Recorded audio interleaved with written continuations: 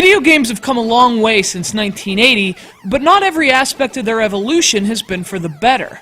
By focusing on bloated presentation and needless story, they've lost a bit of their purity, that simple magic that once made them so compelling.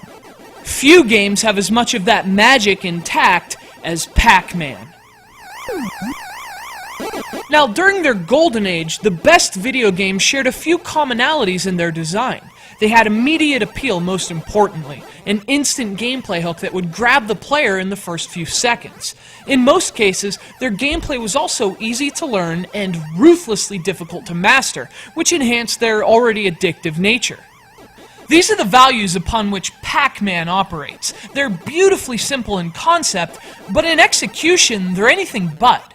The game's complexity defines Pac-Man, and an understanding of its patterns and behaviors is imperative to satiate the appetite of the game's circular yellow hero, let alone the quarter-guzzling machines in which he dines.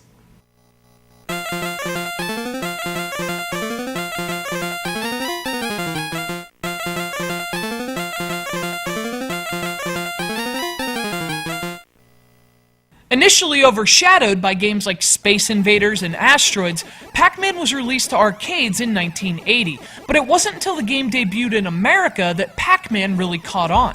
And thanks to the furor it raised here in the States, it became the best-selling arcade game of all time.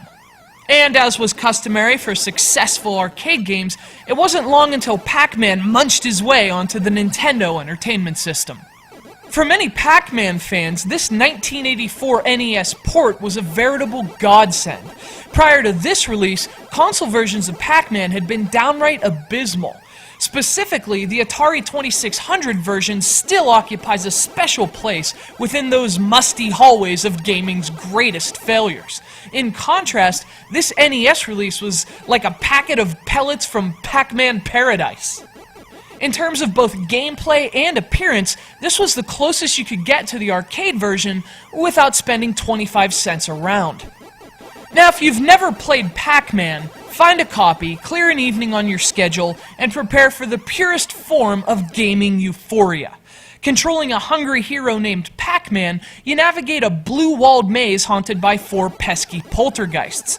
Each level is also filled with 244 yellow pellets, and therein lies the objective. Eat every pellet on the board while avoiding the ghosts Blinky, Pinky, Inky, and Clyde.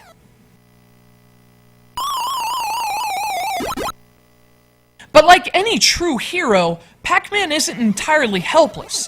4 large Energizer pellets are scattered in each corner of the board, and eating one allows Pac-Man to turn the tides on his spectral nemesis. For a limited time, he can actually swallow the ghosts, an endeavor that eventually turns into a battle between risk and reward. In 1984, this was the ultimate console adaptation of Pac-Man. Well, sure, the sprites are a bit too big and they kind of extend into the walls of the maze, but otherwise, and especially in terms of gameplay, there wasn't a better version outside of the arcades. And even though countless versions of the game have been released for various platforms over the years, there's something about controlling Pac-Man with an NES controller that just feels right. He may have created his legacy in the arcades, but even on the NES, the timeless and limbless Pac-Man feels right at home.